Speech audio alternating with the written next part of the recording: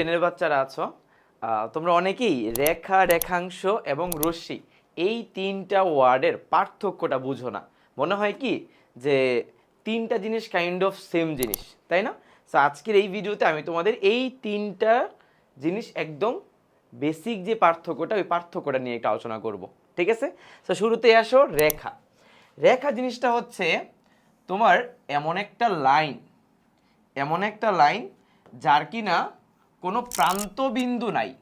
অর্থাৎ ধরো আমি একটা এখানে রেখা নিলাম, যার দুই পাশে তীর চিহ্ন দিলাম। সো এই তীর চিহ্ন দিয়ে বোঝাচ্ছে যে এটার কোনো নির্দিষ্ট প্রান্তবিন্দু নাই।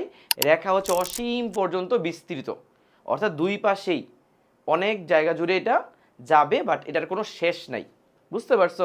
দেন যদি রশ্মির কথা বলি, রশ্মিটা হচ্ছে একটা নির্দিষ্ট জায়গা থেকে শুরু হবে এবং এক পাশ দিয়ে অসীম পর্যন্ত যাইতে থাকবে।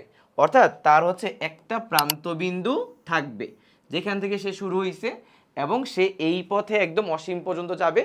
এই পথে তার কোনো শেষ, কোনো সীমানা নাই। ওকে? আর রেখাংশ মানে হচ্ছে জাস্ট কিচ্ছু না, যে রেখা আছে না, একটা রেখার নির্দিষ্ট একটা পোর্শনকে আমরা রেখাংশ বলি। আর রেখাংশকে নর্মালি জাস্ট আমরা একটা লাইন দিয়ে প্রকাশ করি। অর্থাৎ এই যে লাইনটা আছে না, এখানে কোনো তীর চিহ্ন হবে না। এই রেখাংশের প্রান্তবিন্দু হবে দুইটা। তার প্রথমে একটা এই পাশে একটা প্রান্তবিন্দু থাকবে, এই পাশে একটা প্রান্তবিন্দু থাকবে। অর্থাৎ একটা রেখার কোনো একটা নির্দিষ্ট পোর্শনকে আমরা রেখাংশ বলি। বুঝতে পারছো? সো রেখা মানে হচ্ছে যার কোনো প্রান্তবিন্দু নাই, যা কিনা অসীম পর্যন্ত বিস্তৃত।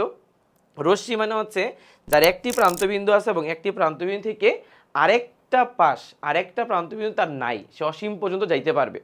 আর রেখাংশ মানে হচ্ছে একটা রেখার কোনো একটা নির্দিষ্ট অংশ যার অবশ্যই দুইটা প্রান্তবিন্দু থাকবে। বুঝতে পারছো? সো সবাই ভালো থাকো, আল্লাহ হাফিজ।